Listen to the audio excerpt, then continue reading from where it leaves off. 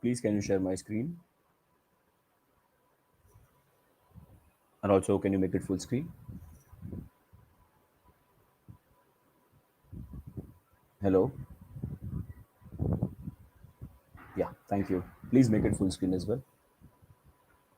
Thank you. Okay, then. Okay, good evening, everyone. Good evening, guys. Good evening, Garv. Good evening, Arush. Good evening, Spectate Gamer, Isha, Soham. Good evening, guys. Good evening. How are you all? And also, am I audible? And sorry, guys, today my voice might irritate you a little because I'm having a little sore throat. So, really sorry for that, first of all. So, it will be a little different today. My voice will be a little different today. So, first of all, tell me, are you able to hear me? Are you able to understand what I'm saying? First, tell me that. Good evening, Avinash. Good evening, my world. Good evening, everyone. Good evening. I am good, Arush. I'm good. I'm good. I'm really good. Good evening. Good evening. Happy Diwali, Shadow. Happy Diwali. Good evening, guys. So, guys, am I audible? Am I very clear? Am I sounding clear? Please tell me that. You can see there is a little sore. My throat is a little sore. So, am I clearly audible to you all? If you please confirm that once.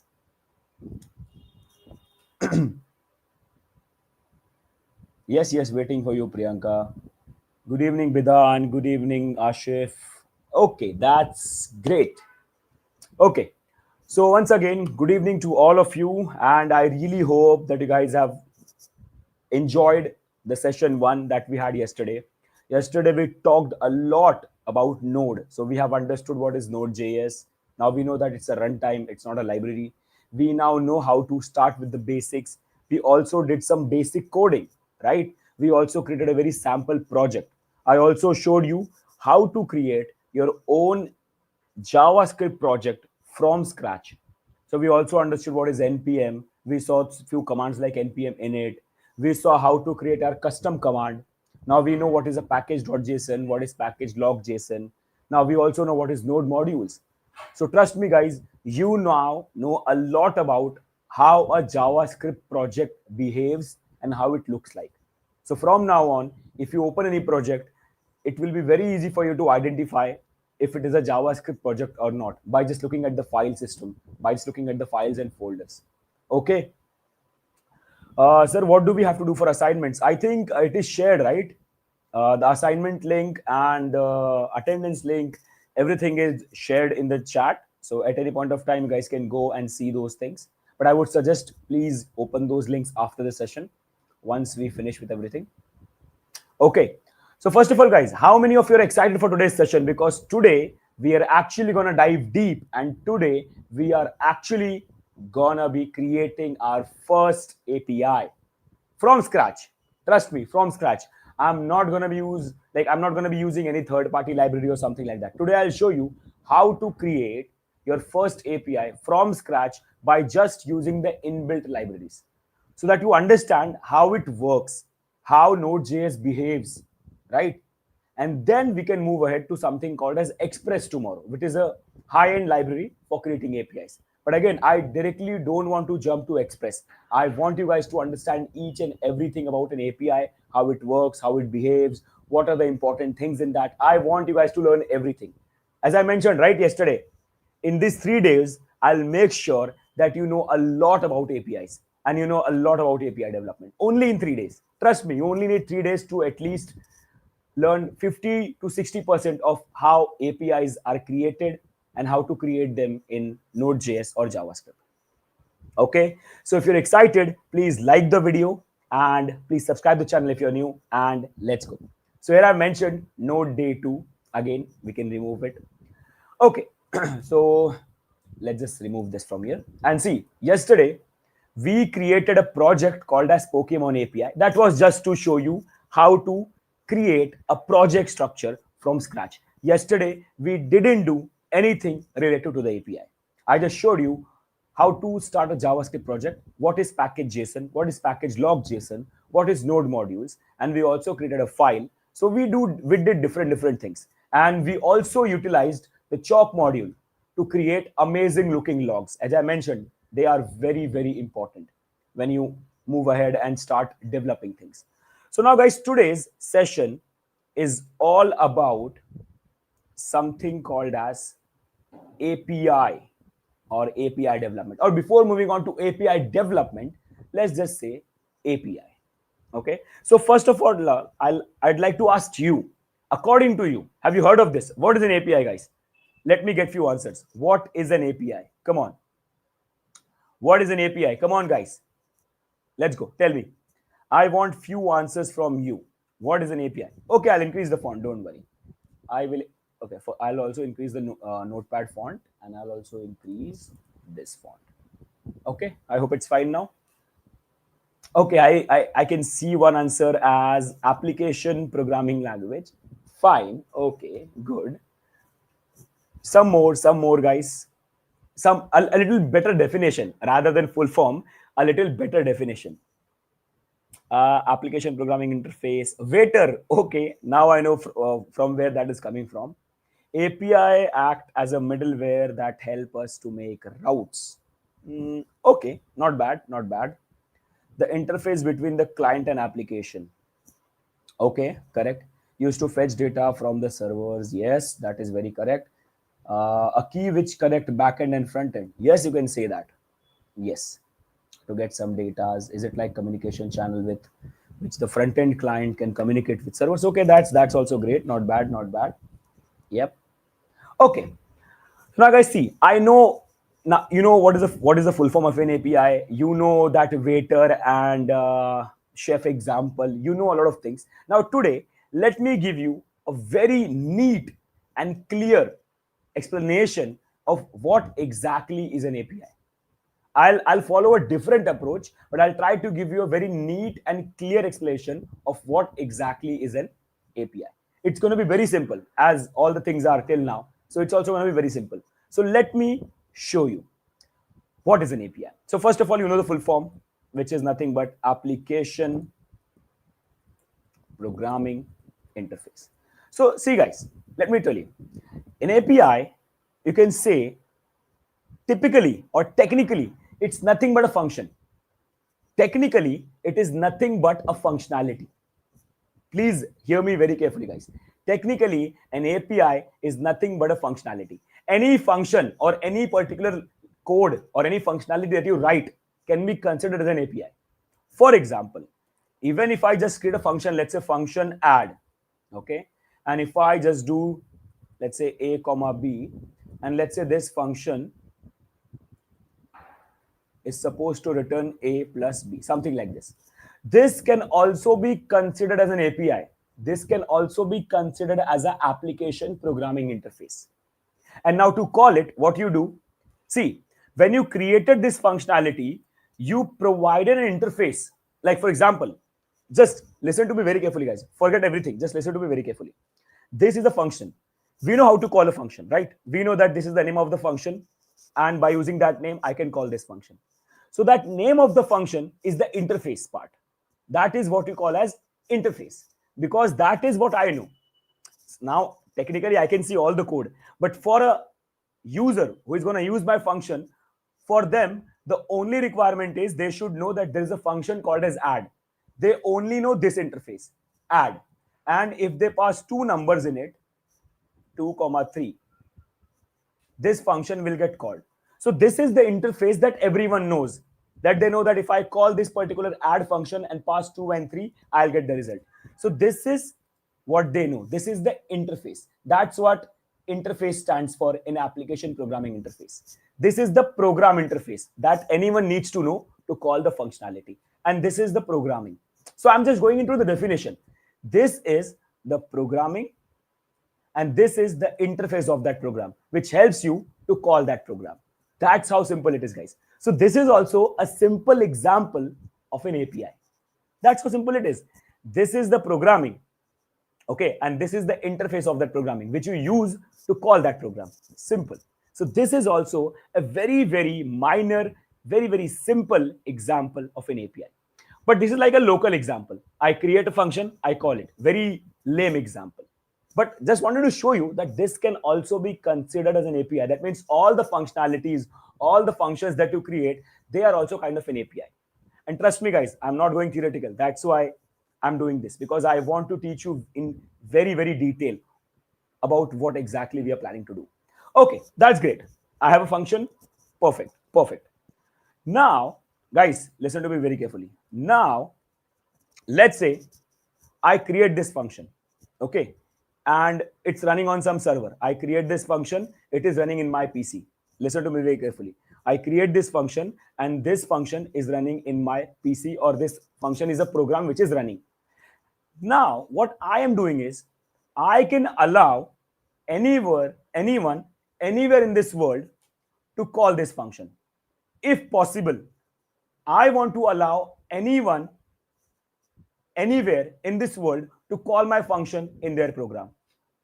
Technically, normally it's not possible. I have to share my program to them. But what I can do is, listen to me very carefully. How can I achieve it? How can I achieve it? So let me open a tool quickly. So I have created a function, and I want anyone, anywhere in this world to call my function in their program, or to see the output in their program. They want to utilize my function. How can I make it possible? So let me show you now.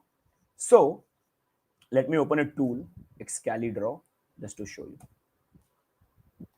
I'm just going in a little detail so that you never forget about what is an API.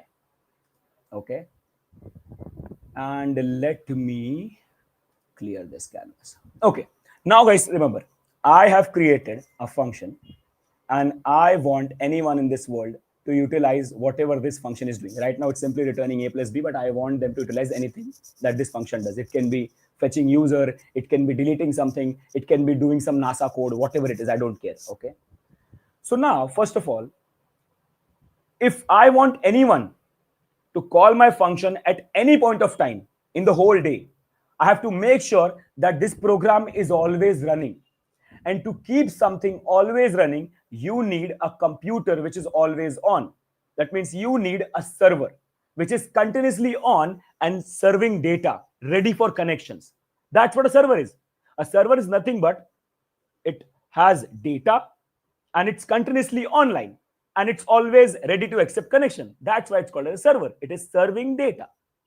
So if you want anything to be always online, you just need a computer which is always on, which is ready to accept connections, and which is ready to send data.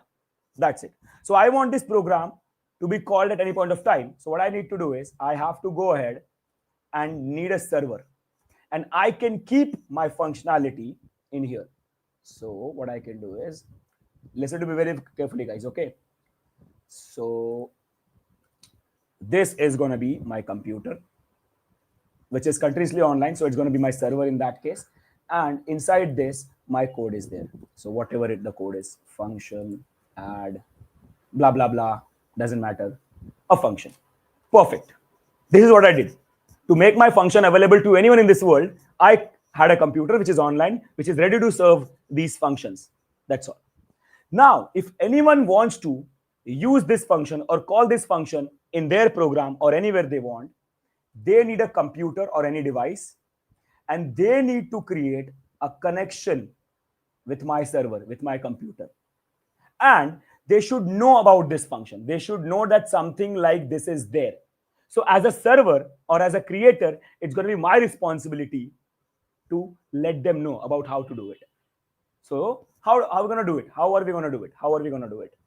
So what I'm doing, first of all, to connect to my server or to connect to my computer, they should know my computer's IP address. If you want to connect to any computer in this world, you need IP address. So let's say I need to change the text format actually.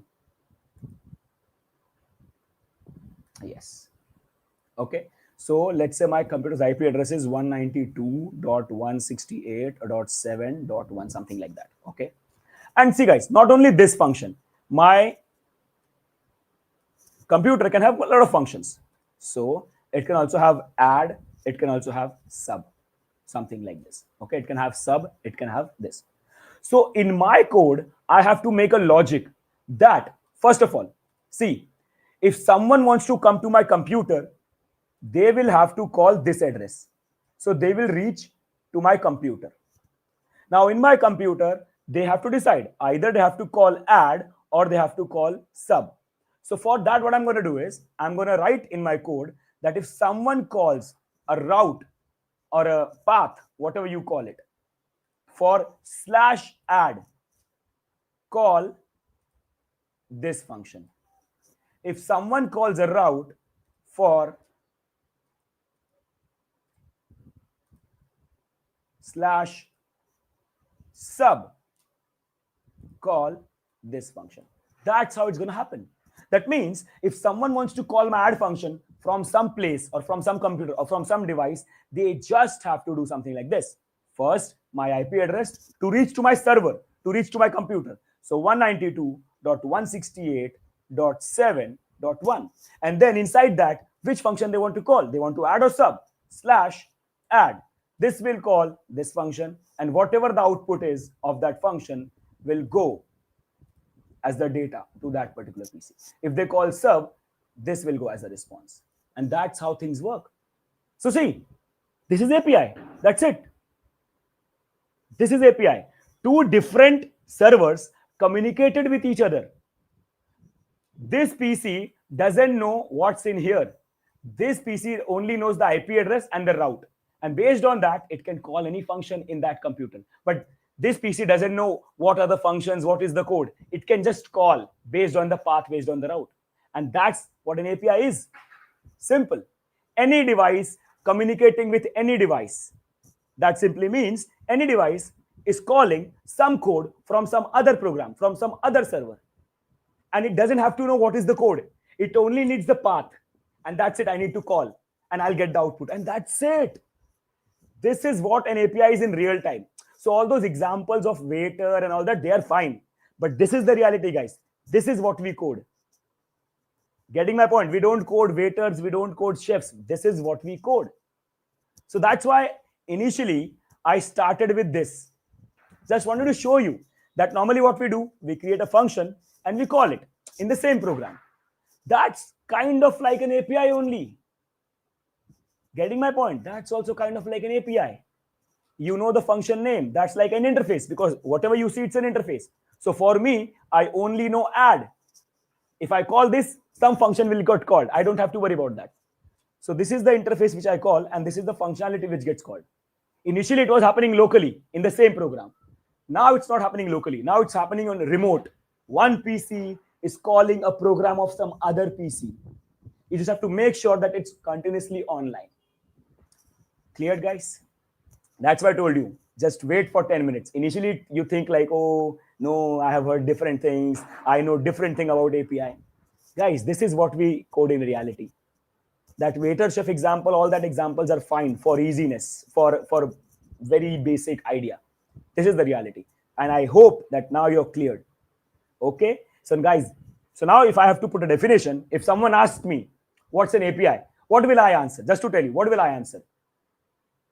Functionality sitting on some computer or sitting on some server, which is called by some route or some path or based on some address.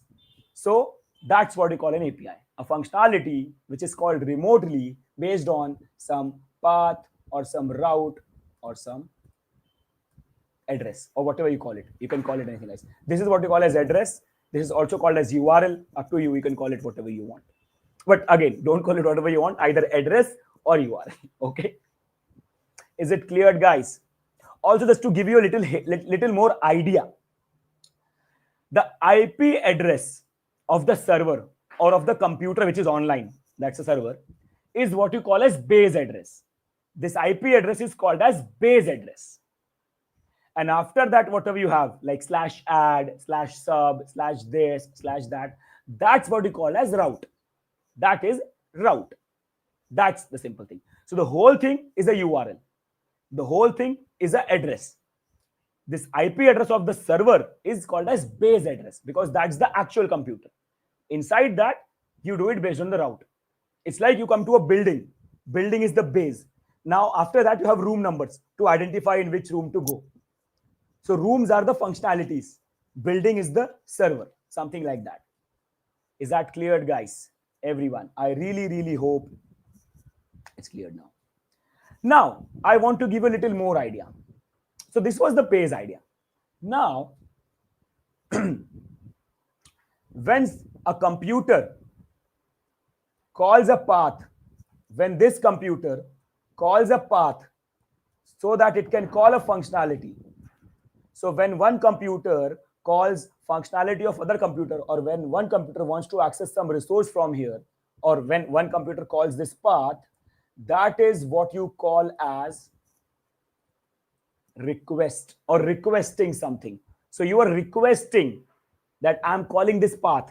Please execute this functionality and give me back data or give me back something. So this is what we call as request. So this is calling something from this server. So that's what you call as request. And whatever it sends back, come on. Oh shit, wait, good. Whatever you send back, come on. Whatever you send back as a data or whatever it can be, that's what you call as response. This is just a high level architecture. This is just a high level idea. So if I want to call an API, that's what you call as a request. That's basically you want something. I'm calling this path because I want something. So I'm requesting something. And whatever it comes from there, that's my response. Simple English. Request, response, request, response. That's it. Now, so this is the base idea. I hope it's clear to everyone. I hope it's clear to everyone about what's an API. And from now on, you'll never be confused about what's an API. You know the detailed idea. Now, there are a lot of things hiding behind the scenes. So we also want to discuss those so that we can then actually go ahead and start coding things. Okay. So let's again draw basic idea, basic two computers, now guys, I hope now I don't have to draw functions and all that. You have understood, right? So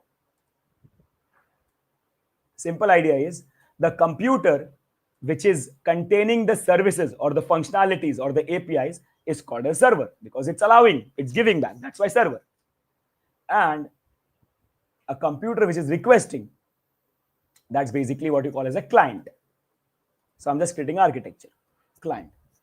Whoever requests becomes client. Whoever is giving becomes server. Simple idea. Okay. So client server. Now what I want you guys to understand is now this thing happens in the whole world. So this web people, whoever developed these things, or the web people who design these things, because someone has created all these things, right? We are not directly created it. We are using it. Someone has created all this architecture. So they have also created some rules, regulations, and ideas on how to use this. Okay. So first thing first, when this internet call happens, when a client calls a server over internet, or when a server sends a response to the client over internet, this all happens on a protocol. Remember guys, this all happens on a protocol, and that protocol is a very famous protocol. I hope you know that. HTTP, Hypertext Transfer Protocol. So this all, so basically on internet, whatever you call and whatever you get, that all follows a protocol called as HTTP. So this all happens on a protocol called as HTTP. First thing to remember, all of this happens on a protocol called as HTTP. And this is your request. And this is your response. I'm just trying to explain you everything that you need to know regarding API. Okay. So done. Request, response. Now, in the server, I can have any functionality.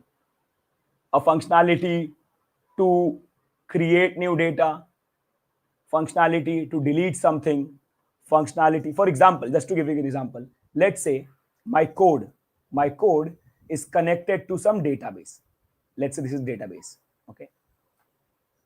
Let's say this is your DB database, and your backend or your server is basically connected to this DB. Okay, where some data is stored. Okay, some data is stored. So I have written a lot of functions here. Let me zoom it there. Let me zoom it here. Okay, I have a function. Let me also increase the font size.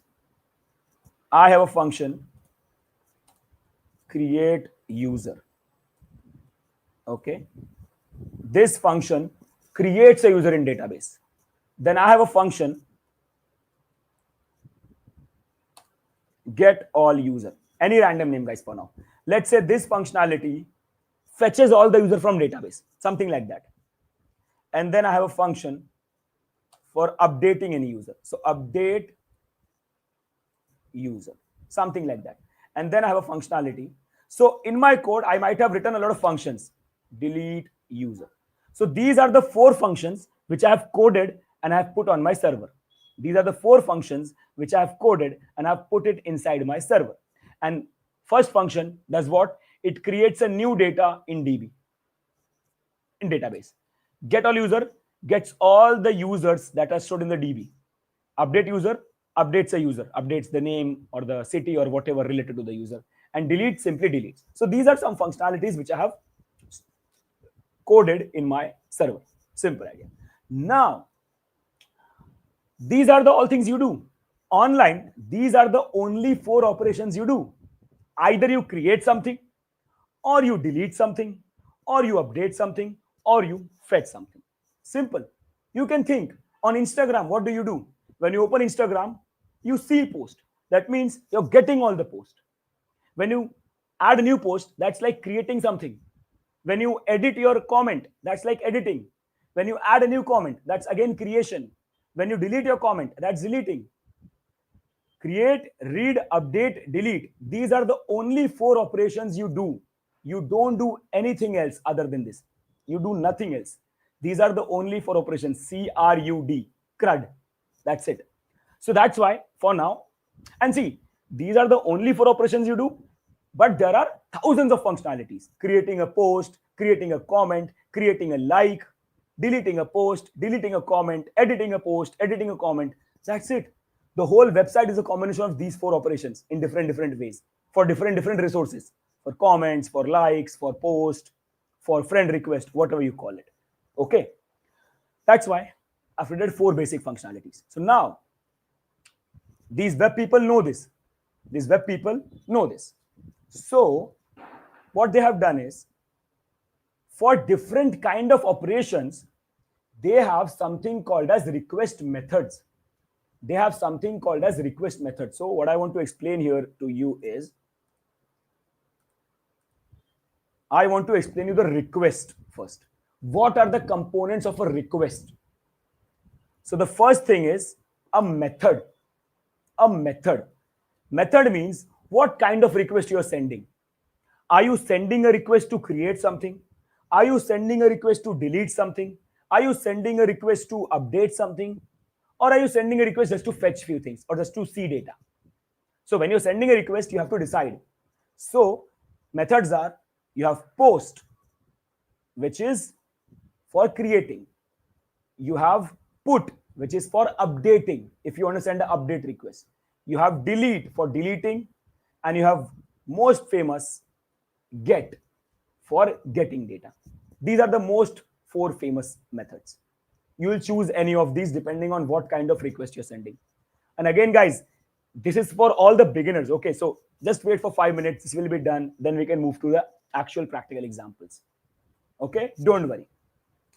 Then in the request, you also have the URL. Very important thing. If you want to send a request to the server, you will need the URL. So basically, let's say this function is called on a path create. This functionality is called on a path fetch or get all. So I'm just creating some routes, guys, some routes. This is, let's say, called update. And this is on the path delete. So guys, just to ask you, if my IP address of the server is 192.178.9.1, if someone wants to call this function update user, what is the path they will mention? What is the URL? It will be 192.178.9.1/update. If they call on this path, this functionality will be called, right? If they want to call get all user function, they will put the same IP address /get all. That's the path. So they need to mention the path. So that's why URL is second important. So method, URL. And sometimes, okay, sometimes third and an optional thing, data. If you are asking the server to create something, if you're asking the API to put some new data, so you have to send some new data in the request, right? So data is also important. You might want to send some data. And the fourth thing is going to be headers. So now guys, remember, very important. Headers. Headers are nothing but, again, don't panic. Headers are nothing but some extra information that you send behind the scenes in the request for the server.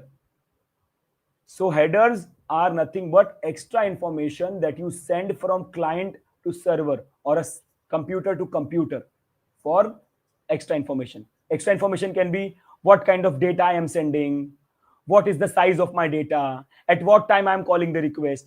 These are some extra information. So headers are used for sending extra information from one machine to another machine or client to server. Okay, yeah, done. Don't worry, don't worry. Just give me 5 more minutes. I want each and everyone to understand before we move on to practical. Okay. And guys, similarly, what are the things in response? Response simply has data. Obviously, in response, I'm going to be receiving some data. Data, and very important is again going to be headers. Sometimes the server also wants to send some extra information to the client.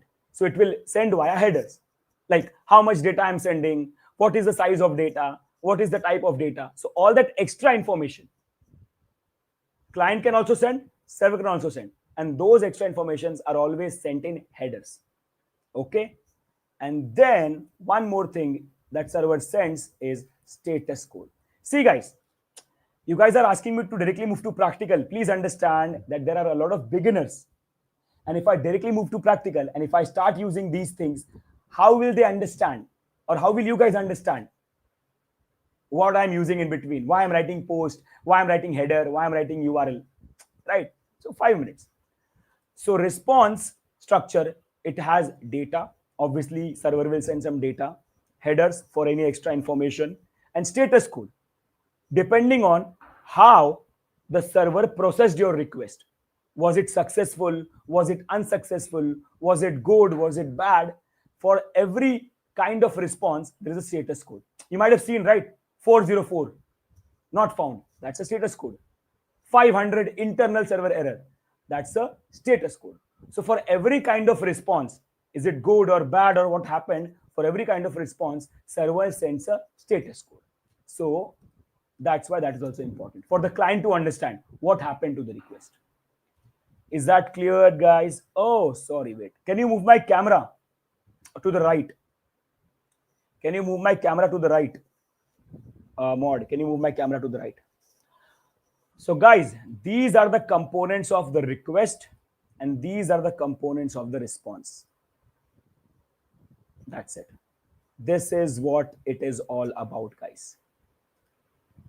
So now I hope that we are all, see, it just took half an hour. From 1.5 hour session, we just took half an hour to understand each and everything about API, how it is, how it works, what's a request, what's a response, what's a URL, what's a route, what's a base address. See, in half an hour now you know everything. That's why this little theory is, see, I'm not a big fan of theory at all. I'm not at all a big fan of theory. But there are some things that are very important to understand before you dive into practical. So guys, I hope you learned a lot in this half an hour and understood everything related to request, response, and different things. Ready then? Ready to move on to practical, guys? Are you all ready to move on to some practical then? Please tell me. Guys, are we all cleared? I need answers, then only I'll move ahead. And also take a water break. Just give me 1 second.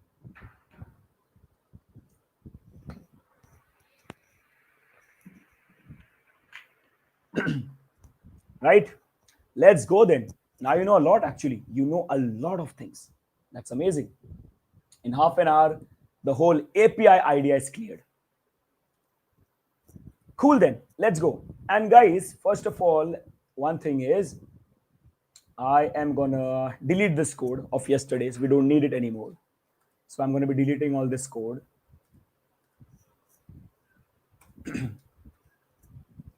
And we don't need this file as well. So delete this file. And that's it. We now have a fresh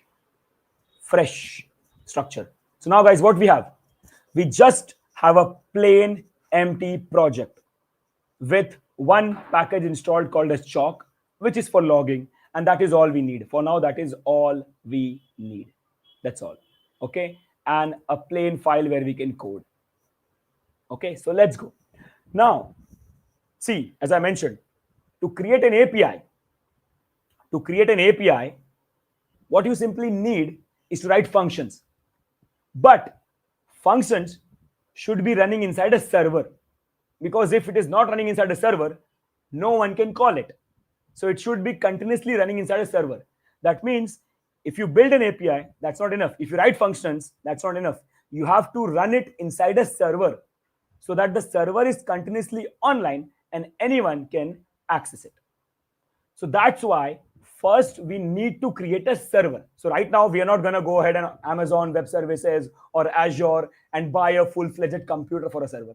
Right now we'll create a very minimalistic, small local server in our computer. And for that we have an inbuilt library in our Node.js. We have an inbuilt library, and that library is called as HTTP. This is an inbuilt library, so no need to worry. Name is HTTP. That's it, guys. This library will help you to create server, which will accept request, which will send response. And that's all you need. You just need a server. So right now, as I mentioned, we're not going to buy a big server. We're going to create a small local server running inside a computer, in our computer, locally. That's why it's a local server, because it's running locally in our computer. Okay, so this is the package you need. Now let me show you how to create a server. So by using this object, creating a server. Okay, so by using this object, you can simply go ahead and call a function create server. That's it. That's how you create a server. And here you pass a callback function. Now, as I mentioned, guys, if you see at our diagram, if you look at our diagram, server works with two things: request and response. It receives request, server receives request and sends response. So to handle request and response, server basically has two objects. One is request, the first is always request, and the second is always response. Again, you can name these objects anything, but why to name them anything? They should make sense. That's why REQ, RES, request response. So in this callback function, you have two parameters, request, response, in the same sequence. Please don't interchange them. First is always request, second is always response. Okay, and that's it. That's how you create a server. But this server is not running. To run this server, you have to store this server in a variable, in an object. So let's store this server first. So const, let's call it server. And to start this server, to run this server, you have to do server.listen. Now see, guys, as this server is going to run locally in our computer. Now you should understand, every service in our computer runs on a port. There are a lot of ports, and every service in our computer runs on a port. So you have to make sure that this server, this service also run on a port. Remember, guys, please understand. In our computer, there are thousands of services running. And since all of them are running in the same computer, so all of them have the same IP address. Remember, guys, if I have only one computer, in that computer, there are 10 servers running. So all 10 servers, because they are inside single PC, they will all have a same IP address, because they are all local servers. So how will you identify which server am I talking to? Because all of them have same IP address. That's why you have to give all of them different port numbers. And based on the port number, you'll identify which server I'm talking to. So let's give this server a port number of 3000 or 8000. Anything, up to you. And then a callback function. So I'm saying server, you have to listen on port number 8000.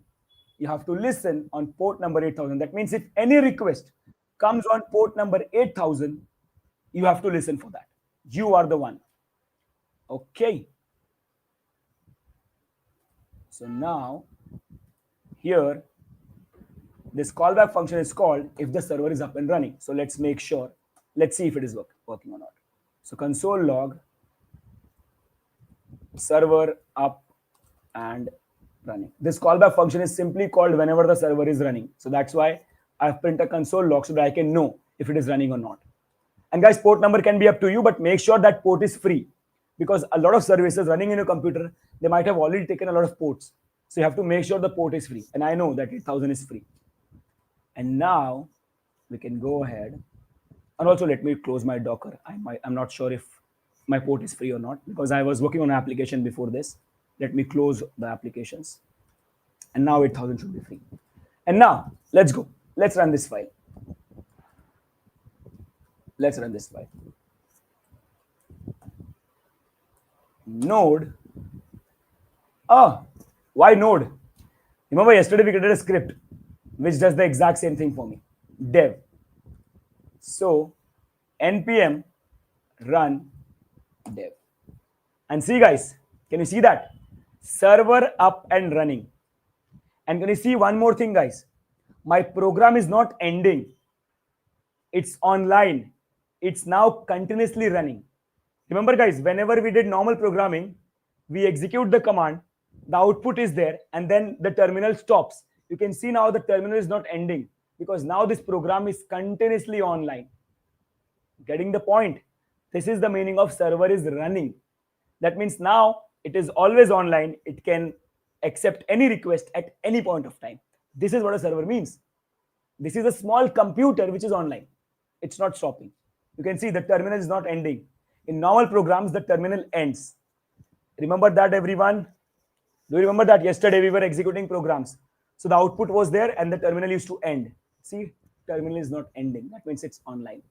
Are we cleared, guys? So now, if anyone wants to access our server, remember, it's a local server. So the address is 127.0.0.1, or it has a name as well. People can also call it localhost. This is the name of the server. And to access this server, because see, as I mentioned, in my PC, there are thousands of servers, right? This is the address for all of them. So to access this server, colon 8000 or localhost colon 8000. This is the base address. If anyone wants to access my server, this is the base address. Is that cleared, guys? Everyone, are we cleared? Hopefully. So let's do one simple thing. Now see, whatever you want to do, this is the function where you have to do. This is the function where the request and response objects are available. So if you want to see what's coming in the request, you have to do it here. If you want to send a response, you have to do it here. So whatever request is coming in the server, it's available in this function. Whatever response you want to send, you can do it here only. And again, my camera is off. I don't know why. So let me quickly go ahead and switch it on.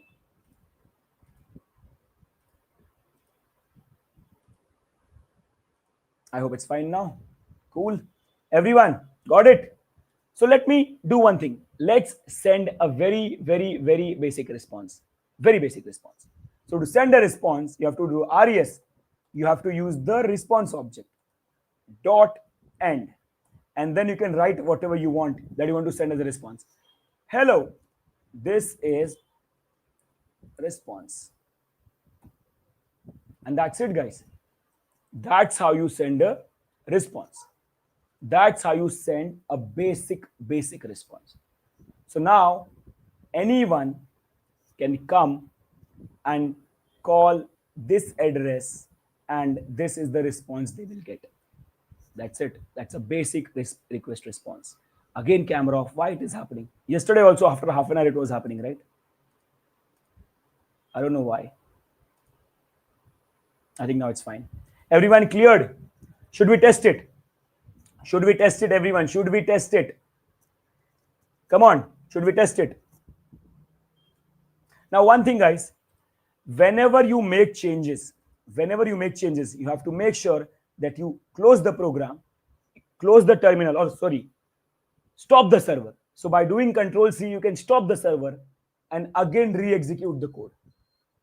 So whenever you make any changes, you have to stop the server and re-execute the code so that the server restarts. Because server will not automatically identify what are the changes. So whenever you make any code changes, you have to stop the server and restart the server. Stop the server and restart the server. Sounds like a headache, right? Don't worry, I have a solution for that as well. I have a solution for that. Don't worry, I have a solution. So first, let's test it. So let's go ahead. So now we need a client. We have a server, we need a client. And the most famous client in the world is browser. So let's go on the browser and let's put this address. See, 127.0.0.1 colon 8000. I'm calling the server. And can you see that? You got a response. Hello, this is response. Can you see that, guys? Your first request and response. So browser is your client. With the browser, you sent a request to that chota server that you have created, the small server. And that server sent a response and you see it here in the browser. So in this case, browser is the client and that Node.js small server is your server. You just need that address for now because there is no path. There's only base address. You have only one thing in the server as of now. Cleared, guys? Are we cleared? We sent a request, we got a response. Are we cleared, everyone? Can you please tell me? Are we cleared? Yes or no? Amazing, right? You built your first server in Node.js. You have sent your first response. Amazing. Now then, let's actually move ahead and do a few things. Let's actually move ahead. No, you cannot use response.send. I think in here that send object is not available, right? Is it available? No, see, we don't have a send function. You don't have a send function here. Okay, it's in Express that we'll learn tomorrow. Now, guys, see, first of all, let's solve the headache. We have one headache that whenever we change something, we have to close the server, restart, close the server, restart. I don't want to do that. What I want is whenever I change anything in the code, my server should restart. So for that, I'm going to be using a tool. So first I need to install that tool. And that tool name is nodemon. The tool name is nodemon. Nodemon is a watcher which keeps checking your code. Is there a change? Is there a change? If there is a change, or if there is a change that is saved, it will automatically restart your server. So it will do that job for you. It will restart your server. You don't have to close and start, close and start. So let's install that tool globally. So for that, you have to do npm install -g. This flag is important. -g means I'm installing this tool globally in my computer. I'm not installing it in my project. No, I'm installing this tool globally in my computer. So -g, and the name is nodemon. Node, Nodemon. It will take a time, maybe 2 minutes. Oh, okay. I don't have access. Why?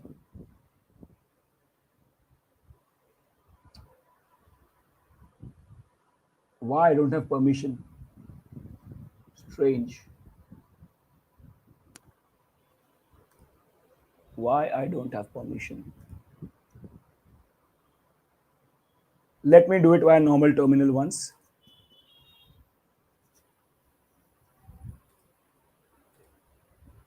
Let me do it via normal terminal.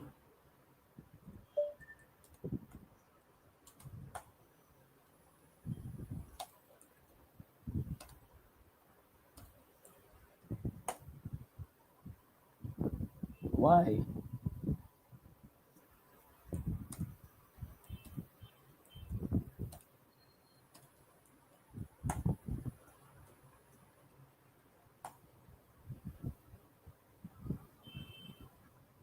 Yeah, now it's done. So guys, I needed some permission in my PC, so I did it via sudo. As it is Linux, it has a lot of restrictions, so that's okay. So now it is installed. You don't have to do sudo because you have Windows or Mac. It's completely fine then. So now guys, you can see I've installed nodemon globally. You can do it anywhere because it's not project related. It's for whole PC. So now nodemon is installed. Let me close this terminal just to like a refresh, and let me open a new terminal. And now first let's see. If I just do nodemon, see, it's starting. But again, I don't want to do it here. I'll again go in package and I will create a script. Instead of node, now you will run nodemon.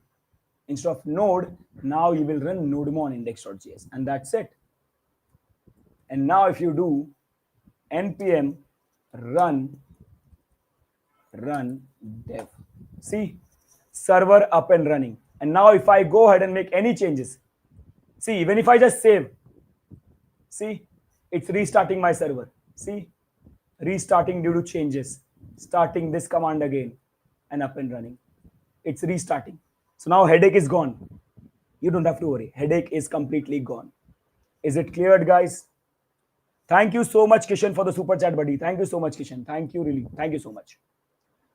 So guys, are we all cleared? Everyone, can we move ahead now?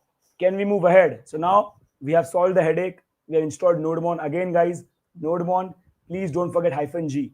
You are not going to install for your project. You're going to be installing it for the whole PC. Okay. Now then, let's go. Now, this was a basic response. That's okay. Now let's see what are we getting in the request. So let's print the request object once. Console.log. Let's print the request object. Just want to see what are we getting in this. Just want to see what are we getting in this object. Just want to see that. So let's go ahead. See, I'm just printing the request object. I want to see what's coming in the request from the browser. So let's go on the browser and send the request again. Just refresh and it will send the request. And see, guys, the request object is printed. And see, there are so many things. So many things. Don't worry, we are not interested in all things. But there are so many things. See, so many things are here in the request object. We are not interested in all of this. We are not at all interested. But what we are interested in few things is this. See, what was the request method, guys? Browser is sending a get request. It's like getting data. So one thing is that we are interested in the method. Okay. What are the other things? URL. Okay, no, this is the favicon URL. What else do we have? Okay, let's do one thing. Let's print it directly. I want to see what is the request method, and I want to see what is the request URL. So request.url. I'm only interested in two things. What is the request method? What is the request URL? I'm not interested in all these thousands of things. I don't even know what they are completely. I know around 10-20 things, but I don't know about all the things. So that's okay. So I'm only interested in request method and request URL. I want to see those things. So let's go refresh and see now. And see that, guys. Request method is get and URL is slash. Slash means only base. Because you only call the server URL, right? There's no path. If I go ahead and if I put a path like /abcd and if I send request, see now. Come on. See now. Get and /abcd. Is that cleared, guys? Get is the request and it is calling the path /abcd. Is that cleared, guys? Everyone, are we understanding what's happening here? Okay, so by this you can identify which path is getting called. So what I can do now is something like this. See, what I'm trying to tell you is we can do something like this. See, don't worry about the method for now. Let's say I can do this now. If request.url is equal to /create, I want to send a response. which is, let's say for now, resource created. One functionality. If the path is create, send this. Else if request.url is equal to slash update. It's up to you, whatever you send.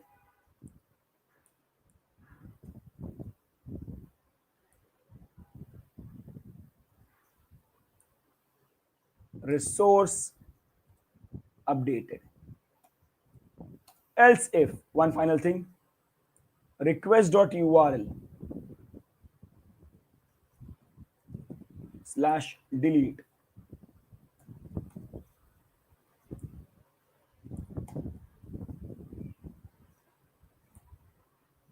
Resource deleted.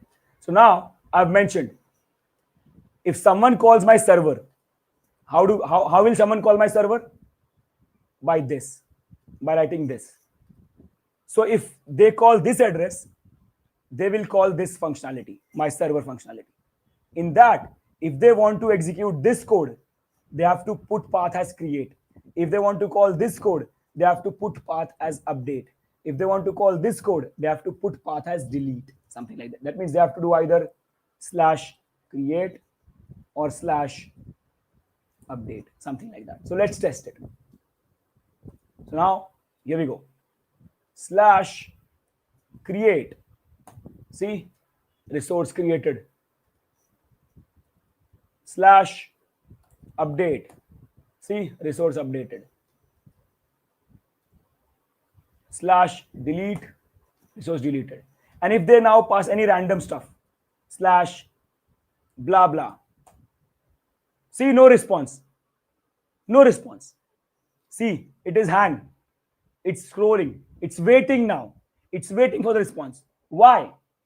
Because in server, you can see we are not sending anything. I've mentioned very clearly. If it is create, I'll send this response. If it is update, I'll send this response. If it is delete, I'll send this response. Other than this, I'm not sending a response. That means the request came, but I'm not sending any response. And that's why now the client is waiting. See, waiting, response will come, response will come, response will come, but it will never come. Now it will never come. So after some point of time, this page will be killed. This request will be killed. So we also have to handle this.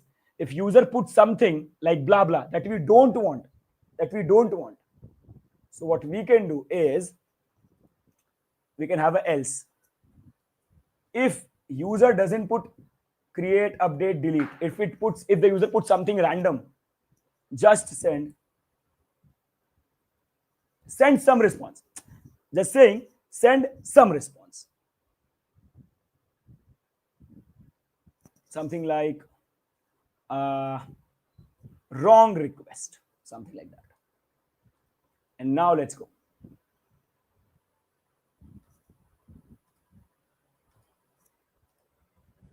And now see, wrong request. So now for any random stuff, you will get wrong request. Your server will not keep you waiting. The server will not keep you waiting. You will get some response. Wrong request. It's fine. Are we cleared, guys, how we are handling the routes? Are we cleared how we are handling the routes? We are handling routes using if else. Invalid URL, wrong request. Yeah, anything is fine. 404 not found. For now, anything is fine.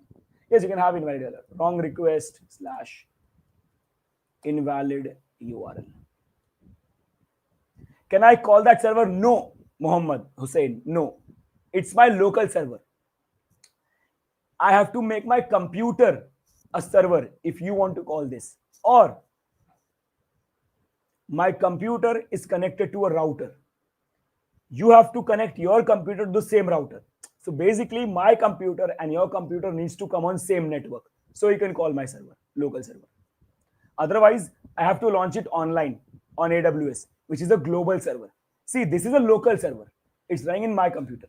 So either you first come and join my network so you can call my server, or I launch my program on a global server by using AWS or by using Azure or Google Cloud, whatever it is. Is it cleared, guys? It's a local server. Please, guys, don't try to call it from your computer. It's a local server running in my PC. Okay, you cannot call it. Are we cleared, guys? Everyone, are we cleared? Till now, are we cleared? Guys, come on. You're creating your own API. Feeling great about this or not?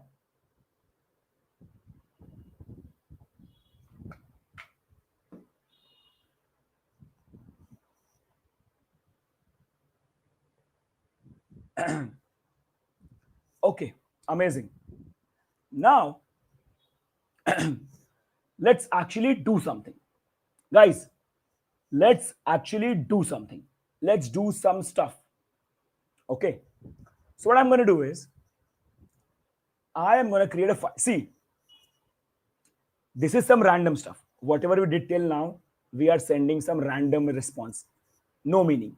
Just resource created, resource updated, blah, blah, blah stuff. I want to send some real data. Now to send and store real data, we need database. Now I don't know how many of you know a database, right? So for now, what I'm going to do is I'm going to be using a file as my database. I'm going to be using file as my database. Why? Because yesterday we learned how to read and how to write files. So we can go ahead and we can store data in files and get data from files because we know how to work with files. That is the reason yesterday we learned about file management. So we know how to read from files, we know how to write in files. So we can utilize that thing. Let's go. So what I'm going to do is I'm going to create a file. I'm going to call it pokemons.json. I'm getting a JSON file. And now we don't have to worry. We can use ChatGPT or anything to generate some random Pokemon data. So let me do that quickly. Let me open Claude. Where's my Claude? Claude or ChatGPT, whatever you want. So let me go to Claude. I'll also show you what I'm doing. So see, what I'm doing is I'll ask, give me 10 Pokemon data in JSON format with ID as UUID and other properties as name, type. What else we have, guys? What else we have? Name of the Pokemon, type of the Pokemon, attacks of Pokemon, attacks array, and what else? Evolution. Color of the Pokemon, level. That's enough. That's enough for now. Let's see. What do we get? Yeah, that's great. See, we got it. So we have some 10 Pokemon data. Let's copy it, close it, and paste it here. See, guys, we have some JSON data, right? Really great. We have JSON data. Now then, let's go. We have JSON data. What I want is, now let me remove this, all things. Now what I want to do is, I want a clean slate. I want a clean slate. What I'm mentioning is if, see, very good question. Why it is in array JSON? Why I'm doing in JSON is because JSON is the most used format on API calls. We always send and receive data in JSON format. Previously it was XML, but now we use JSON. Tomorrow I'll make it more clear. Tomorrow we'll talk about what is REST, why we call it as REST API, all that stuff. So don't worry. Okay, so now what I'm going to do is if request.url, okay, is equal to slash Pokemons, and at the same time request.method is equal to get. We saw that, right? So because see, so if people want to see Pokemon, if people want to fetch all the Pokemon details, if people want to fetch all the Pokemon details, I'm making sure that they should send get request. I'm not gonna allow to fetch them Pokemon data for post or delete or update or put methods. Only if it is get method. So I'm saying that if they send request on my server address slash Pokemons as the route, and if they only send request using get method, then only I'll send them data. Otherwise not. So I'm making it strict. I'm making it a rule. So as an API developer, this is what we do. We make rules. We make rules on how to use the API. If I remove this, so they can send any request, post, put, delete. Now you tell me, they will send a delete request and you will send them back Pokemons. Does that make sense? No. People should not call a delete request to get Pokemons. That's why we are following conventions. So method should be get. And then we need to read the file. So let's do one thing, read the file on top. So we need fs module to read the file. So fs equals require fs. And let's read the file on top. Read all data here. So guys, how do we read it? Let's do it in sync. As of now, let's do it in sync because we have less data. Let's do it in sync. So const Pokemons equals, fs dot read file sync. The file path is dot slash pokemons.json and encoding UTF-8. Let's close this. So now guys see, that whole JSON, Pokemon JSON, sorry, not this.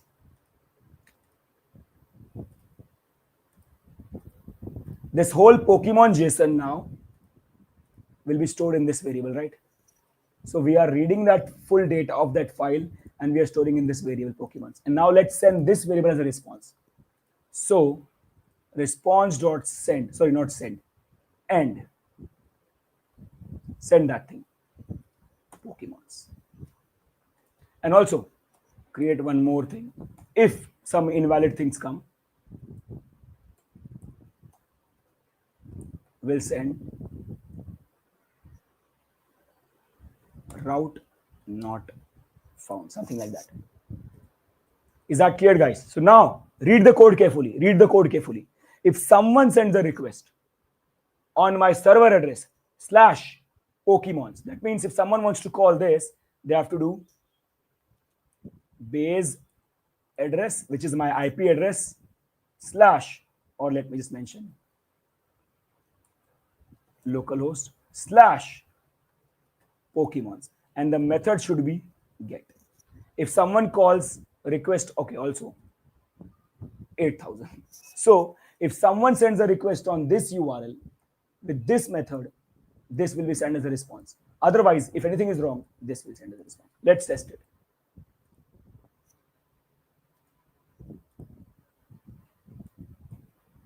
Let's send it to Pokemons. And see that, guys, everyone. Can you see that? We got all the details as it is in our response in the browser. Are we cleared, guys? Everyone?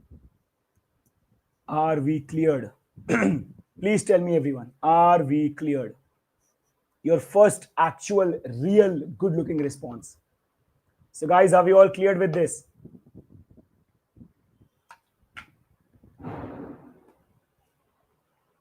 Amazing, right? Now we have a big problem, guys. Now we have a very, very big problem. And the big problem is browser. If you're getting route not found, Dushyant, that means you're writing something wrong in the URL. Please check. Please check. You might be writing some spelling mistake or something like that. Now, guys, I'm making that. Don't worry, guys. I'm showing it. I'm going to be showing everything. Don't worry. Now, good question. who asked triple 444. So what triple 444 is asking, what if someone wants only one Pokemon?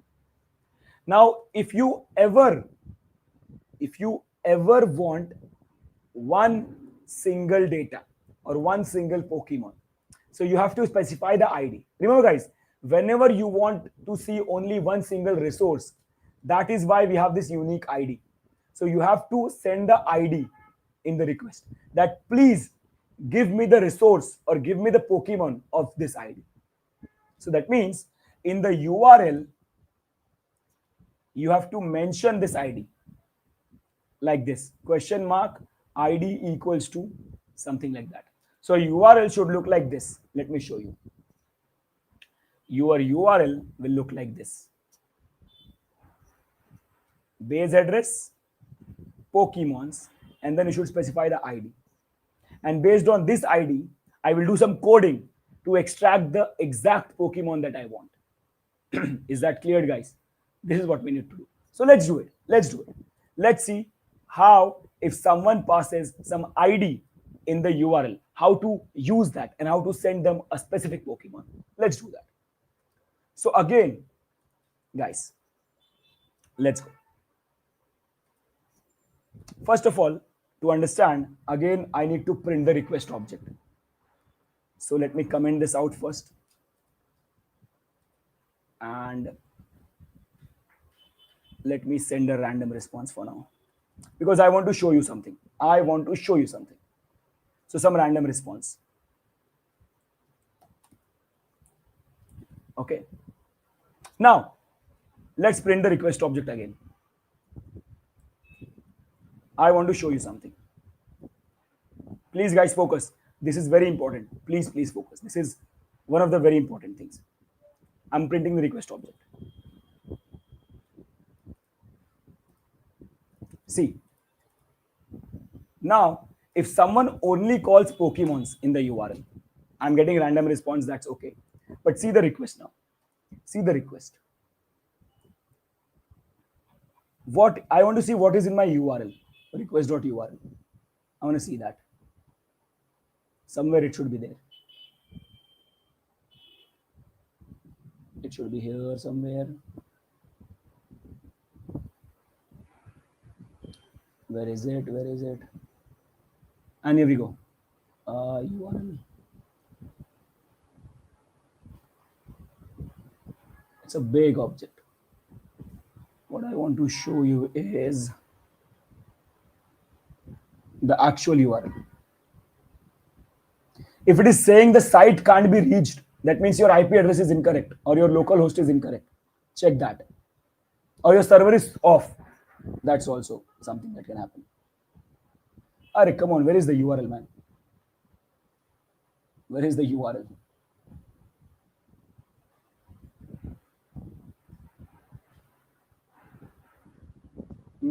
I think I need to just, yeah, here we go. Now, guys, please focus here. Here we are getting /Pokemons. Let me print it.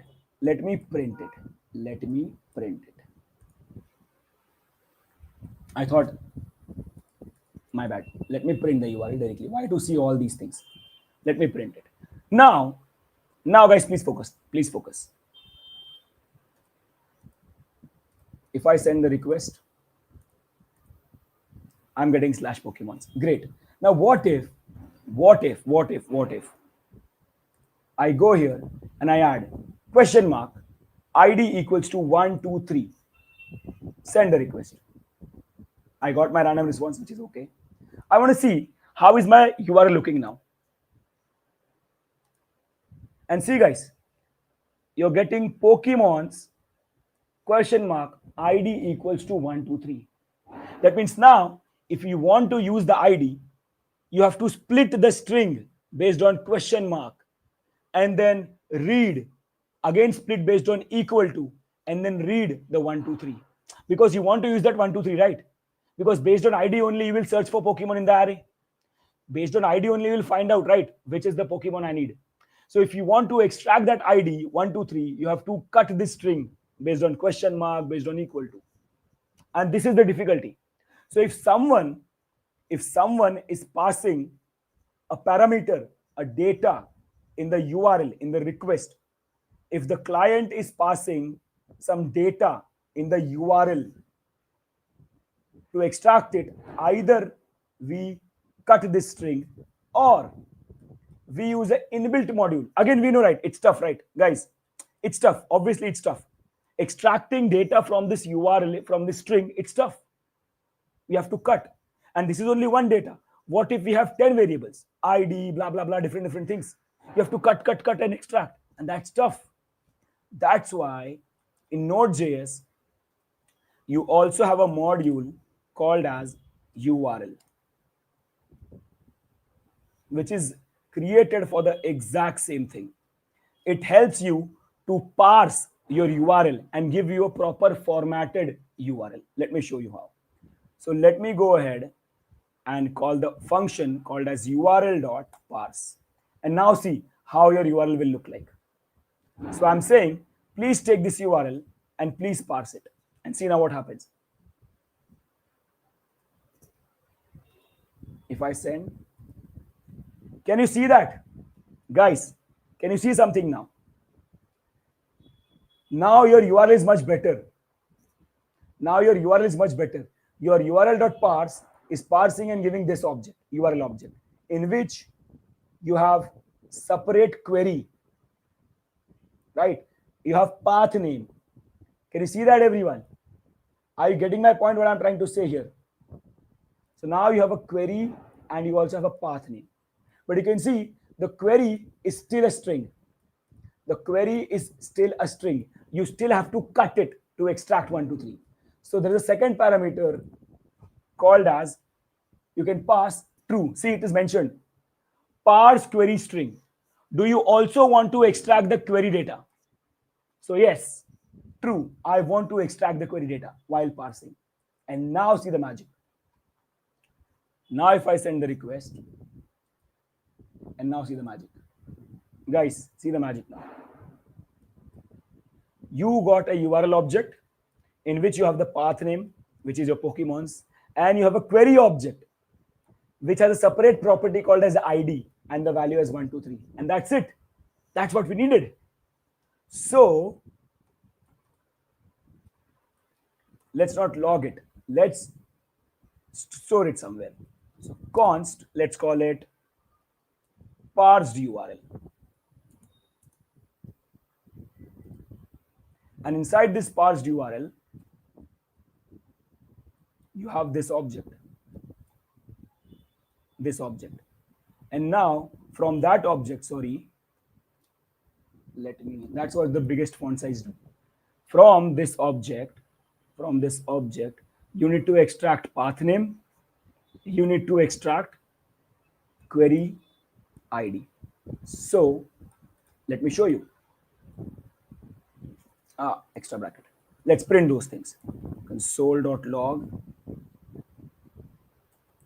parsed URL dot path name, one thing, and console.log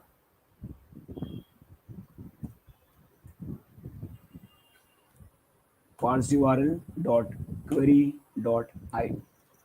ID is nothing but whatever you pass, like whatever I passed. If I pass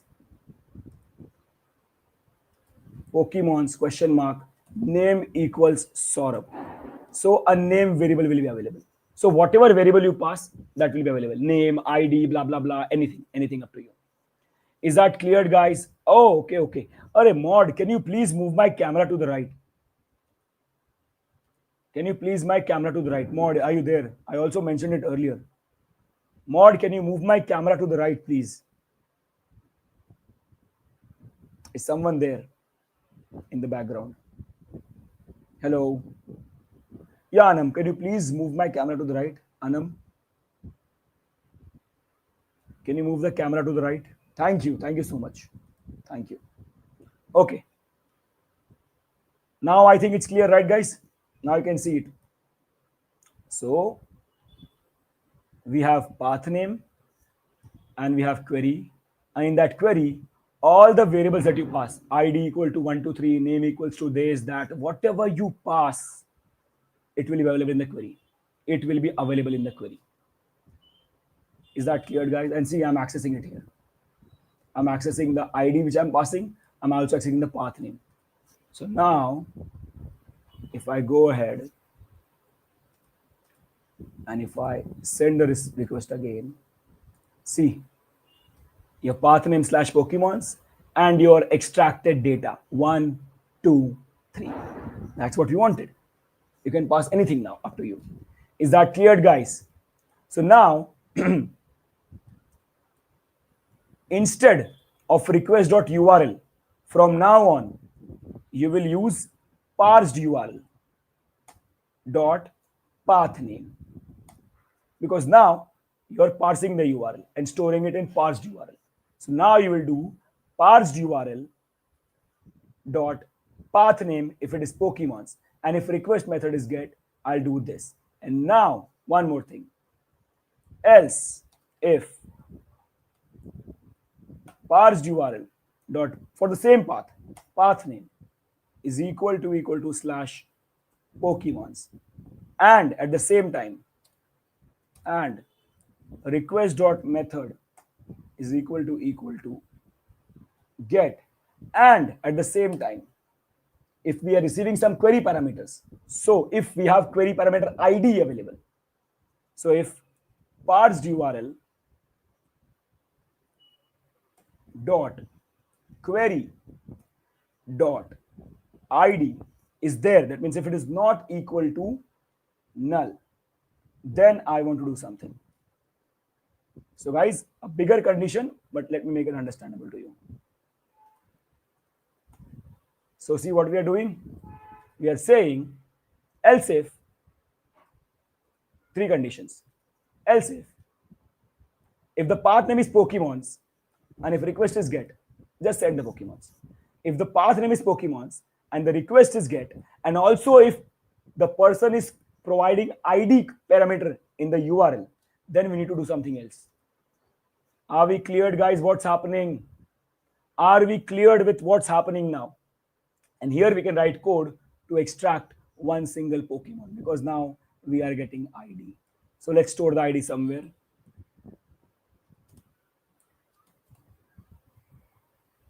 And what is parsed? It should be parsed. Oh, initially only I made a mistake.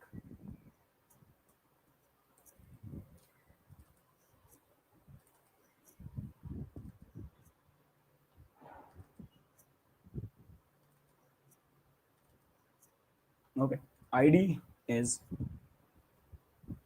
query dot ID. Whatever ID is coming, I'm storing it here.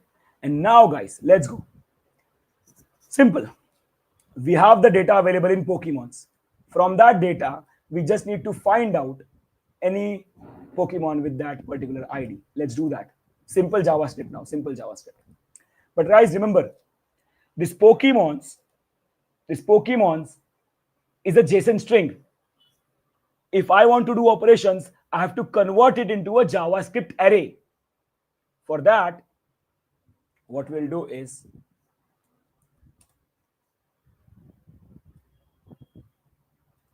let's call it as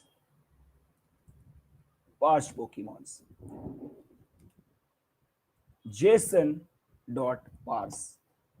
Please convert this Pokemon's JSON into JavaScript object. Or you can also call it as parsed Pokemons, that's fine. And now what we need is we just need to find. Let me show you what I'm telling you. Let me print both. Console.log Pokemons and console.log parsed Pokemon. Just want to show you the difference. Just want to show you the difference between these two. Why I did the parsing. Just want to show you the difference.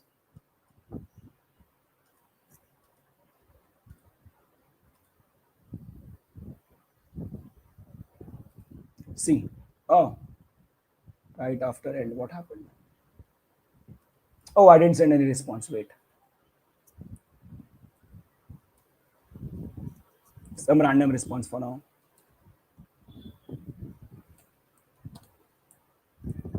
Also, remove this. We don't need it anymore.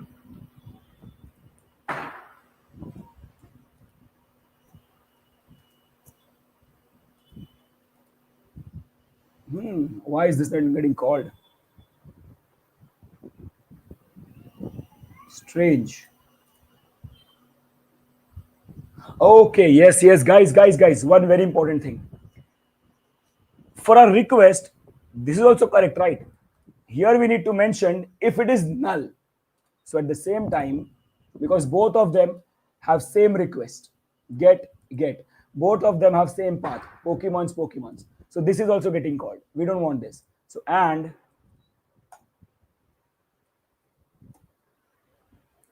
this should be called if it is null. The first one should be called if ID is null. That means ID is not there. Second should be called if ID is not null. So very important. Okay, now let's see. Come on, where's my browser window? Yeah. Now see, we got a random response. In our code, see now the difference. See the Pokemons. Pokemons is a string. It's coming as a string. See? Pokemons is coming as a string. And after parsing, the parsed Pokemons as coming as an object. This is what we want, as an object. And now, final task is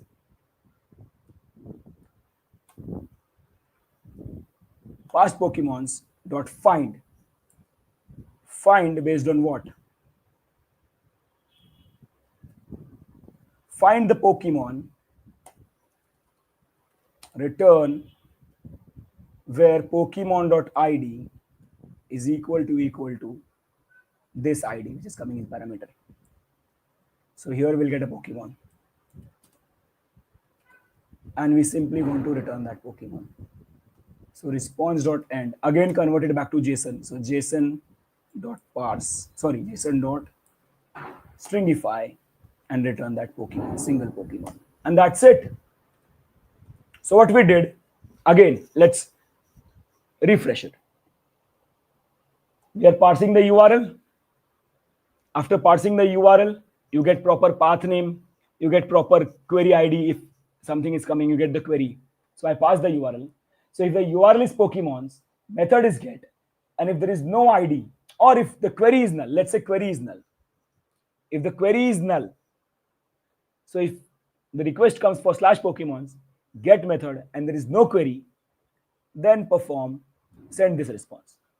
If request comes for /Pokemon, request is get method, and if there is ID in the query, then extract that ID, convert JSON Pokemon into JavaScript object, find out that Pokemon, store it in this variable, and then send that Pokemon back in a JSON format. And that's it. That's what we did. And now let's test it. So first,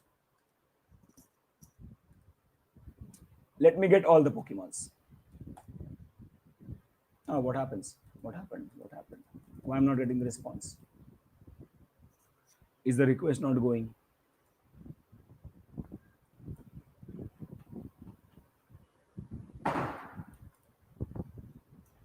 Did I forget the S? Nope. What's happening?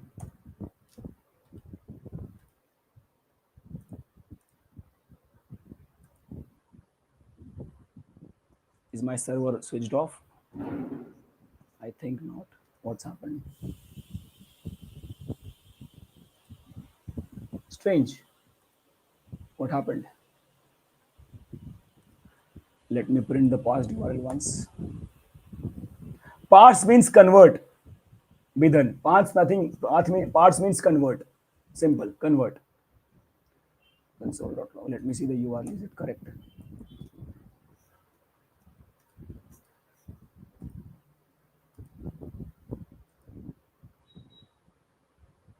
Oh, so query is not null. It's a blank object. You can see query is a blank object. See, query is a blank object.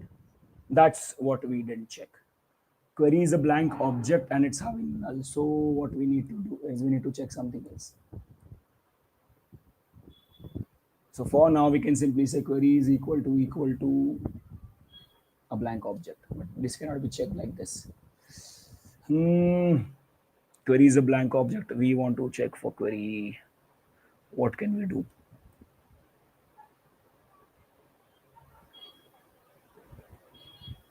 What can we do to check if it is just a blank object?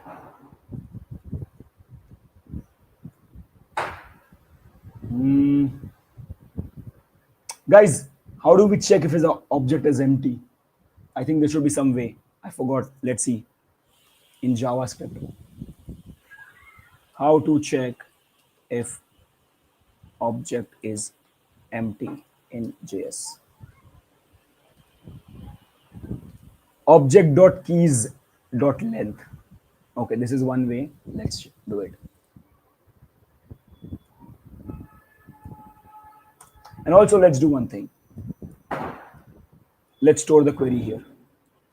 Const query equals parsed URL dot query. Query we are storing here. So now we are good to go. So object dot length of query, if it is equal to 0, if there is nothing in the object query object, then do this. Otherwise, this should be fine, but now we have query directly. So query, yeah, now it should be fine, because now I stored the parse URL query directly here in query. So now it's fine. I can directly check if the length is 0. And also let me do this because the font size is big. Yeah. So now if the path name is Pokemons, method is get, and there is nothing in the query object, then return the Pokemons. If the path name is Pokemons, request is get, and there is ID in the query, then do this. Now let's see. Hopefully this should work now.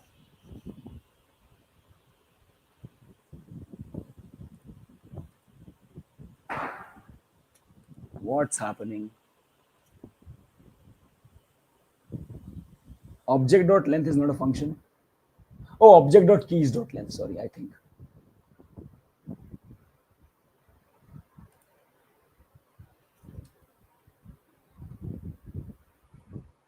Yeah, object.keys.length.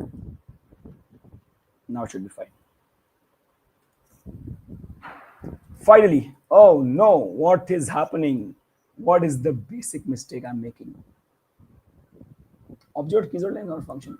What is happening? Oh, okay. Wrong. Wait. My bad, guys. My bad. Very silly mistake.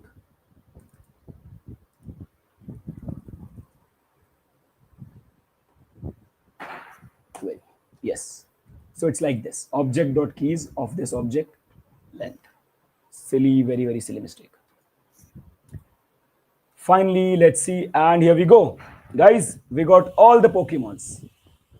And now, if we take one ID of one Pokemon and pass question mark ID equals to one of the IDs like this.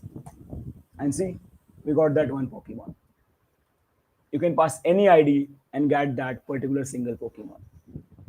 And here we go, guys. Are we cleared? We don't have to convert gaming words because my IDs are already in string, right? You can see the IDs are already in string format. They are UUIDs, not number IDs. So guys, are we clear then? So many things to learn, but at least now we are onto it. Right? So we have now created a very basic API from scratch. No third-party library, nothing. All inbuilt things. HTTP inbuilt, FS inbuilt, URL inbuilt. Everything inbuilt. So, and we are using a JSON file as our database. So guys, just to, revision, we used HTTP object of Node.js by default available to create a server. Create server has a callback function. This is the function which is now continuously running in a server. This is the function which accepts request and sends response. When the request comes, I am parsing the request URL because in the URL there are a lot of things, query parameters, data, path. I want to format them properly because initially we saw there was no proper way to format the query. We had to manually extract. So we formatted the query. and then we extracted the query. So now, if the path is Pokemons and the request method is get, and if there's nothing in the query object, then do this. If the path is Pokemons, method is get, but if there is ID in the query, then we are doing this. We are extracting the ID, we are converting the JSON of Pokemon into JS object, then we find out that Pokemon with the ID which user is passing, and then we return the Pokemon in JSON as well. And here we go. All completely fine and well. So guys, are we cleared? We created our first ever API with proper routing system, proper method system, and all that stuff. So guys, are we cleared? Can you please confirm that now? And also, before starting to code anything, initially we talked about what's an API, and we saw a very detailed understanding of what's an API, what are the things included in the API, right? So we talked about a lot of things, right? But we saw that it is easy, but it is a lot of work to set up, create a server, start the server, run the server like this, then write if else, write the path. So still it's a lot of work. Still it's a lot of work, right? Still it's a lot of work. Sir, show the local server page. Local server page. This one. So guys, we saw that it's easy, but it's a lot of work. And that's where something called as Express comes into picture.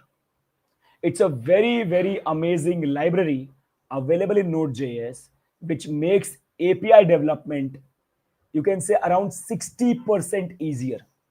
So whatever we did now was already easy, but Express will make it a lot more easier than this to create APIs. And this is what we're going to be learning tomorrow. Express. Why we didn't learn Express today? Because if I use Express, then you will never know about what's an API, what goes on inside the API, how to tackle method, routes, query parameters, all that stuff. Now we know everything in detail. And that means now we are ready to learn Express. Are we cleared, guys? Are you cleared, everyone? So tomorrow, Express will make this easy task more easier. But now I hope that you will never forget what's an API, what goes on inside, what's a server, what actually happens internally, what's a URL, what's a method, how to send response, how to work with request. All cleared, right, guys? I hope you guys enjoyed today's session completely and fully. I typed the same URL, but I didn't get the data. It is because it's running locally on your computer. Yes, you cannot access my server in your computer, Mohammed. You cannot access it. I have to launch it on a global server. Sir, when will you give an assignment? Assignment links are shared with you, right, guys? Assignment links are shared with you in the chat. So guys, again, if you have enjoyed this session, please like the video. It's very important. If you're new, subscribe the channel. And also, once the video ends, please put some feedbacks in the comments.